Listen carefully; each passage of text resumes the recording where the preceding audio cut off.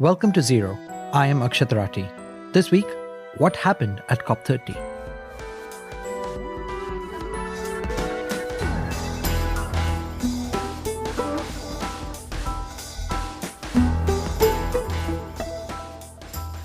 For the last 2 weeks, tens of thousands of people have taken to the city of Belém, at the mouth of the Amazon River, to take part in the annual United Nations Climate Summit, COP30.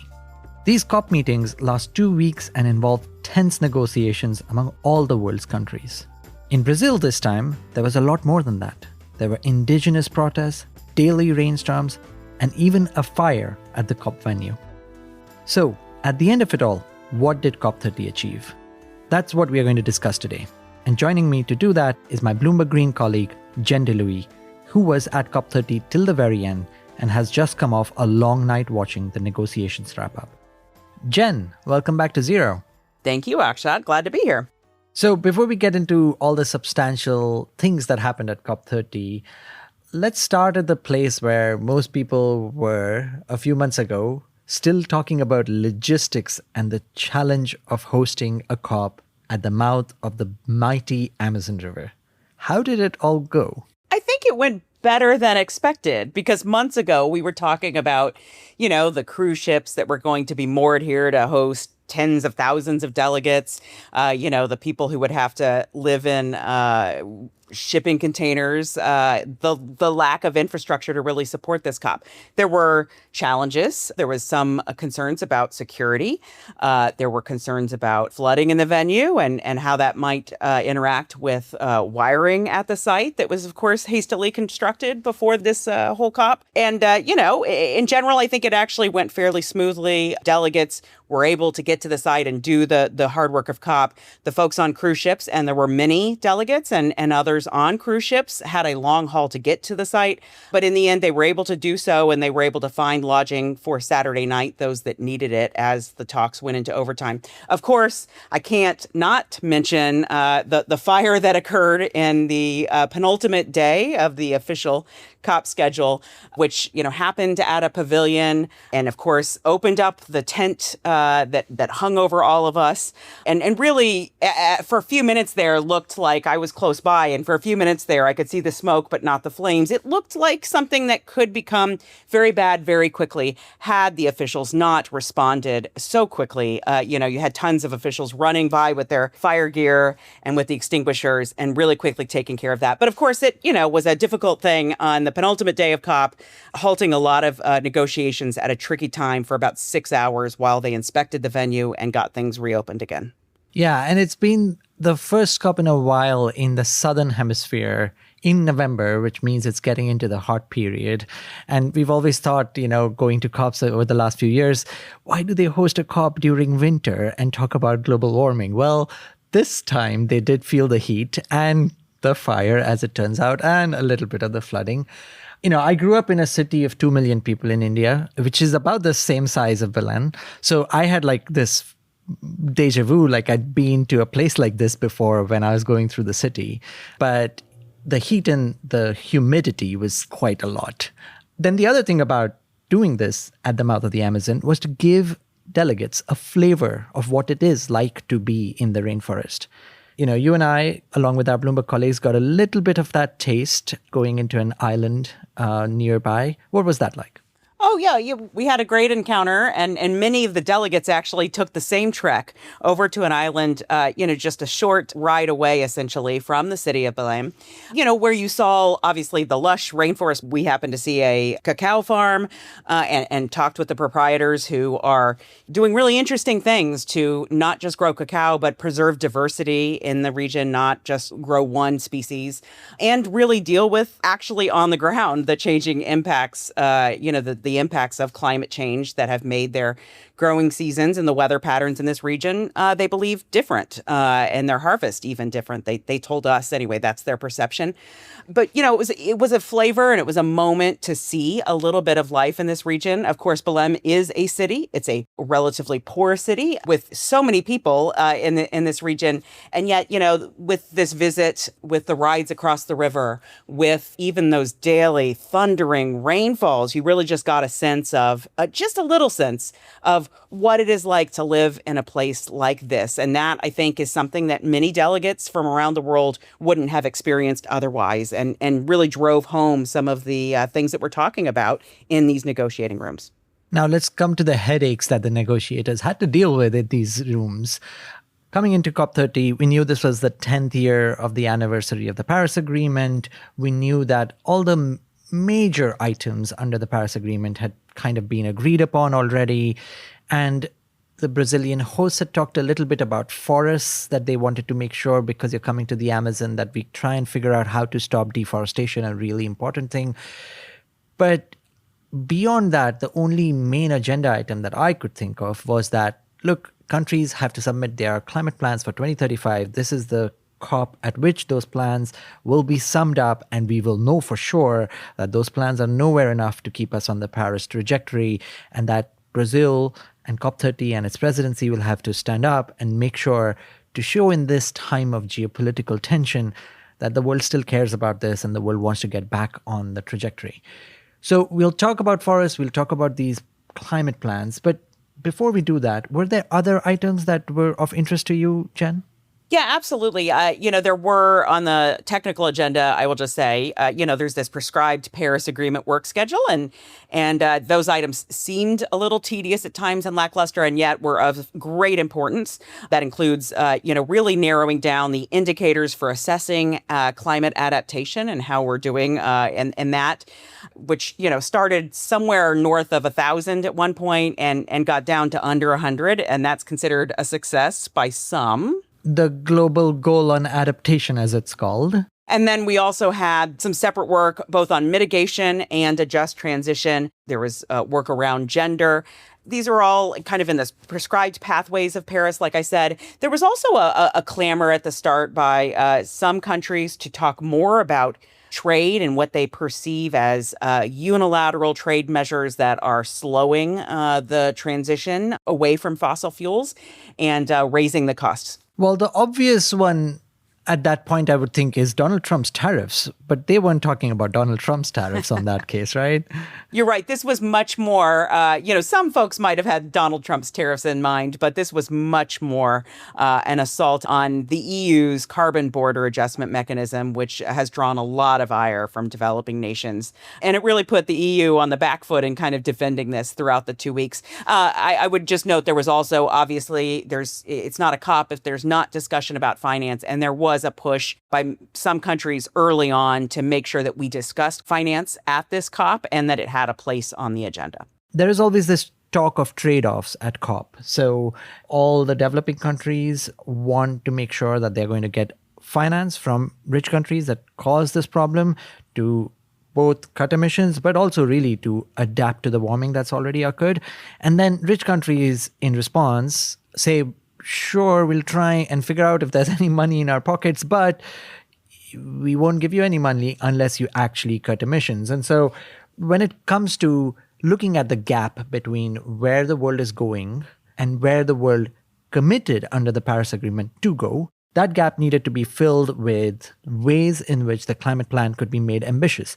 So what was Brazil's response to try and bridge the gap between climate ambition of trying to keep warming below 1.5 degrees Celsius and the climate plans, which currently say we could be going beyond 2.5 degrees Celsius? Well, I think it was actually twofold, and you saw it right from the start.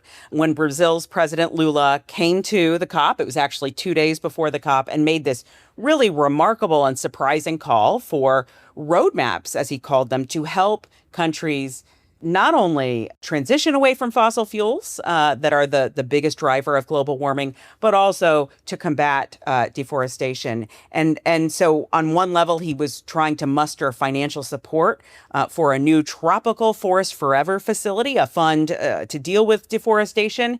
It was a challenging push. And originally, supporters of this were aiming for $25 billion in support. Then they had to reduce the goal to about $10 billion. In the end, at the end of COP, they have about $6 billion committed with the hope for more. Some of those commitments are conditional on more support. But that is an ongoing effort and something that they can still look on as some level of success. Then you also had, this push to deliver roadmaps or set up some kind of formal process for creating guidelines for this energy transition commitment that countries made 2 years ago in Dubai when they said, they supported a just, orderly transition away from oil, gas, and coal.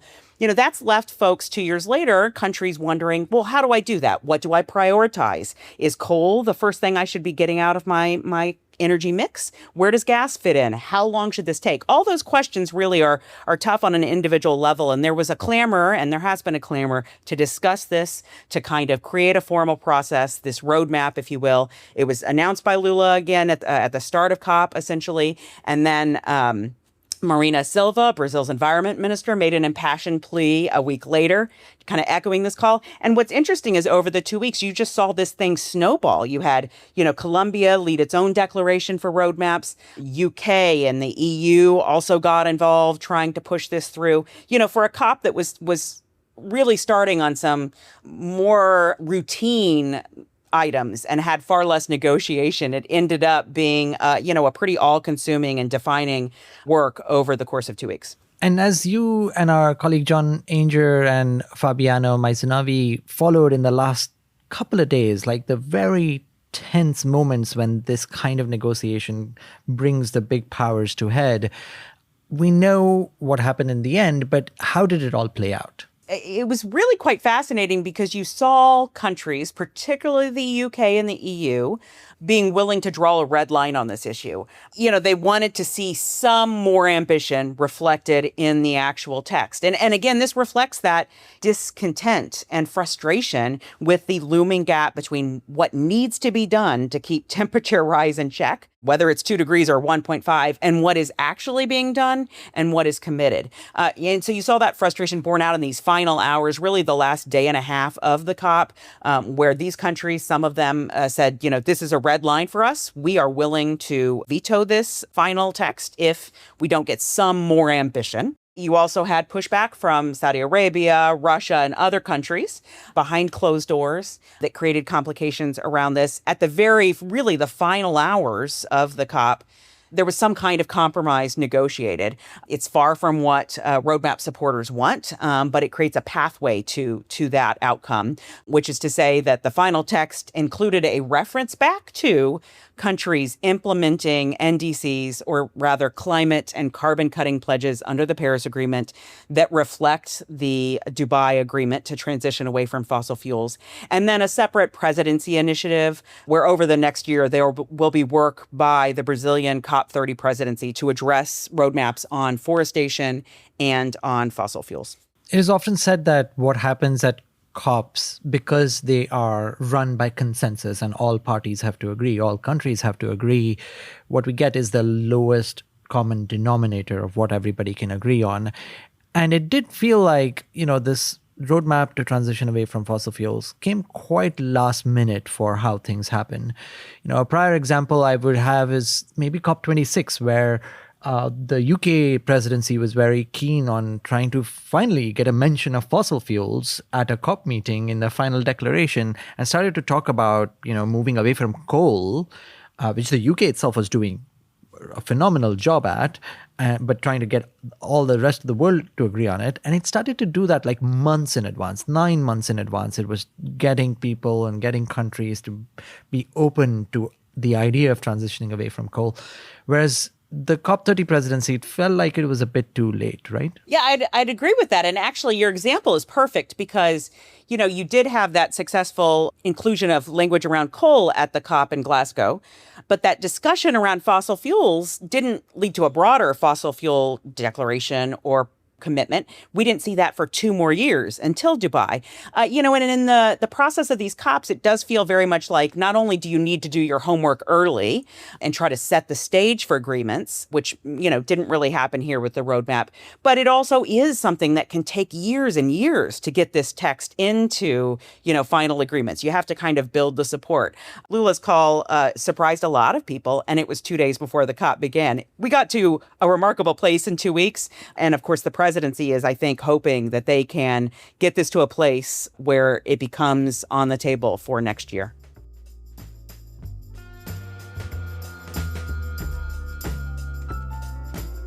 Join us after the break for more of my conversation with Jen Dlouhy about what happened at COP30.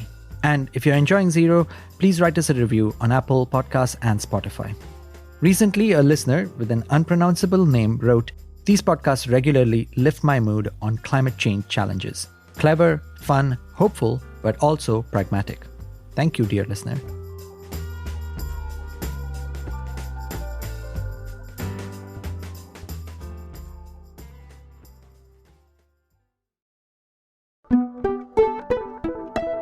You typically, in the very last moments of the COP, require the big powers. I've been there the past 4 COPs on the very last day, and I've always seen like the US negotiator meeting with the EU negotiator, and then India huddling with other least developed countries, or Saudi Arabia coming and having angry words with the EU negotiator.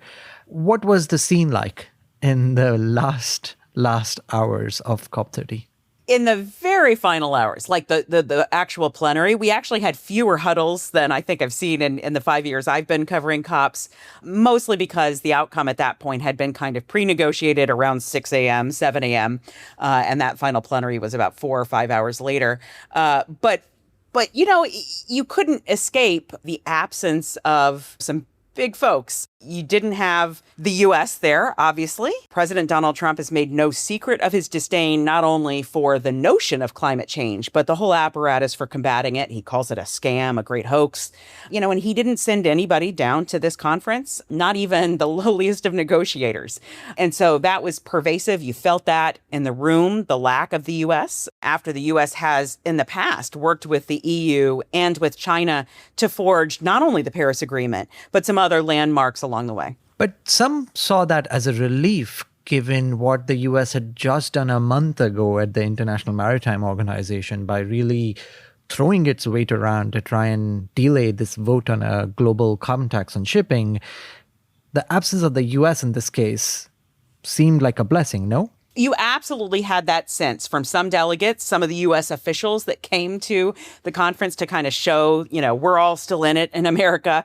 They said the same thing that, we're embarrassed that the U.S. government isn't here, but it's probably a good thing given the way things went down at the IMO and given the president's commitment to kind of tearing down some of these institutions. But this absence of the U.S. not being around to actually push China to be more ambitious kind of played out, right? There was this hope that with the US gone, there's this void in leadership that's been created. EU would typically come into it, but this time the EU has a bunch of far-right parties that are rising across its governments. They had to fight last minute before COP to actually get their climate plan approved. That it's not the EU, it's China that's going to rise up to the leadership role. But that also didn't happen, right? Yeah, it was kind of remarkable because we did have those expectations going in. To be sure, we saw the EU kind of push on mitigation, but you didn't have what a lot of folks were predicting, which was the EU working with China in the way that the US used to work with China to create, pathways to deals at this COP. So not only was the EU kind of not really stepping up in a big, broad way in the absence of the US, China also kind of kept its head low. I mean, they had this very splashy pavilion. You couldn't miss it. At the entrance to the COP, they handed out, pandas and like panda ear headbands that were really a hot ticket for some of the delegates based on what I could see of the clamor to get them in the mornings. And they mounted really engaging and well-attended dialogues and forums on the sidelines of COP. But in the COP negotiating rooms, they had a lower profile. And, I think that reflects their concern really with trade measures, with Donald Trump's tariffs, with, some of the things that they see as barriers to clean energy trade, to the sale and export of the wind turbines, the solar panels, the battery tech, the EVs that they are producing in such a large number. And so that seemed to be a higher priority for them than actually stepping up in a very big and visible way to land a bigger deal. The other thing that people were looking out for in this COP was the presence of protesters. It is something that typically climate conferences have plenty of, but we just happened to have 3 conferences prior to this one in authoritarian regimes, and protests were really far to come by. The last big protest had happened in Glasgow in the UK. This time around, there were huge protests. You saw many of them inside the blue zone, which was a rare treat for us as climate reporters. How much difference do you think the protesters made? Yeah, I'd say we do normally see protest inside the blue zone, but they're in these smaller areas. They have to adhere to, rules of decorum that are established by the UN and this body. And what you saw at this COP was just a flow of protesters through the city, at the COP venue, outside, and indeed in the blue zone. And you just couldn't escape it. I wasn't outside in the streets the day the big march happened through the city of Belém, but I couldn't escape it. I heard it before I left my hotel room in the morning. I heard it at the site. Those calls for action were played on videos inside the facility. You just couldn't escape it. And I would just say that, it was everywhere, and it was a visible reminder of kind of the human element of this in a way that we really, like you said, have not seen at the most recent COPs. Indigenous peoples, religious activists, any assortment of people who care, they were among the tens of thousands that took to the streets to kind of push this roadmap idea and help add fuel to that effort. And then you also just had indigenous people walking through the venue and joining some of this activism. At one point, there were activists who stormed the venue site one evening. And that also brought it home, right? That this was a COP in the Amazon in the presence of indigenous people who bear a lot of the weight of climate change that they had no role in creating. And we saw this passion from the protesters, one, because they were allowed to protest, which is great, but also because there is this frustration with COPs, and it kind of came to a boil by saying this gap continues to be huge between where we need to go and where we are going. And COPs talk a lot, which is necessary, but they don't do very much. And so for the past few years, we've been hearing this idea that COPs should become implementation COPs. And Andre Correa de Lago, the COP president, was also very keen on it, just days before the COP began, when I got a chance to interview him in Sao Paulo, that he would like to make this an implementation COP. Did that happen? I think you can say that this was the first real implementation COP, even though it falls well short, of course, of what needs to be done. But, the nuts and bolts of implementing the Paris Agreement's marquee promise, as well as everything that's come from it, were discussed in deeper ways than I've certainly seen in 5 years of covering COPs. You had a lot more attention to what the Brazilian presidency called the action agenda, which really is about taking these diplomatic words and turning them into action on the ground. It felt much more real and much more tangible. It is still a forum for discussion at the highest levels for climate diplomacy. And yet you did see this substantive work and discussion around, really making these changes that need to happen on the ground. COPs happen every year. And, sometimes what happened at one COP can kind of bleed into the other one. Was it 27? Was it 29? Say from 5 years now, you're covering COP 35. What is COP 30 going to be remembered for? I think COP 30 will be remembered, I hate to say it, but as much, if not more, for where it happened, for this rainforest setting, for being in Brazil in a challenging but very real location, than the actual deliverables, than the actual Mutirão decision. I don't want to tell the Brazilian presidency that, but maybe actually that's exactly what President Lula wanted, right? He wanted to draw attention to the Amazon, to the rainforest, to the lungs of the world, and I suppose in that COP30 was a success. And Akshat, if you're judging COP 35 years from now, what are you going to think about? Well, I missed the very end of COP. So, I missed the fire, I missed the tension, but I will remember it for the atmospherics too. I mean, I've never been close to a rainforest, and experiencing that daily deluge that happened in the afternoon was stunning to me. But substantially, I think COP30 made me really reflect on what is the value of COP. We were going into the 10th anniversary of the Paris Agreement, and the conversations were getting harder to have about what is this process delivering on the outcomes. And if, as Andre told us, if we do not remember this COP for making any difference to that trajectory, that would be the real failure of this COP. But before we end the show, we do have to talk about the next COP, because there will be one next year and the year after. And in typical fashion, countries kind of know that they're going to host the COP. They convince the other people in their membership group to let them do this. But for next year's COP, there was an actual fight happening here in COP30. That's absolutely right. It was a fight that actually caught a lot of attention over the course of the 2 weeks. So, you have the substance of the COP where everyone's deliberating over the important, language around climate mitigation. But you had this other almost sideshow, that unfolded over the course of about a week and a half, where Turkey was essentially challenging what had for a while been perceived as Australia's bid to win the COP presidency next year. Ultimately, it came down to, as so many of these things in COP do, a compromise, but quite an unusual one where Turkey and Antalya, Turkey, will end up being the physical host of next year's COP31. And Australia will serve as president for purposes of negotiations, leading the agenda, working on text, really working to land some kind of outcome. It's an unusual split. We'll see how it plays out, but it's a reminder that nothing at COPs is easy, even picking where they should be. Well, luckily, we do know that COP32, which is the year after, will be in Ethiopia, in Addis Ababa, and they were confirmed too at this COP. So at least we are not looking at another fight for the next COP.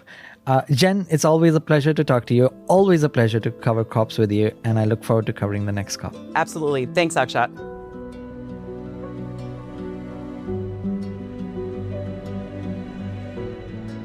Thank you for listening to Zero. Find all of Bloomberg Green's coverage from COP30 at bloomberg.com/green. If you like this episode, please take a moment to rate and review the show on Apple Podcasts and Spotify. This episode was produced by Oscar Boyd. Our theme music is composed by Wonderly. Special thanks to the COP30 team, Amanda Hurley, Simon Casey, John Ainger, Jen Dlouhy, Fabiano Maisonnave, Daniel Carvalho, Vanessa Dezem, and Dayanne Sousa. Thanks also to Anna Mazarakis, Sommer Saadi, Mohsis Andam, Millan, and Sharon Chen. I am Akshat Rathi, back soon.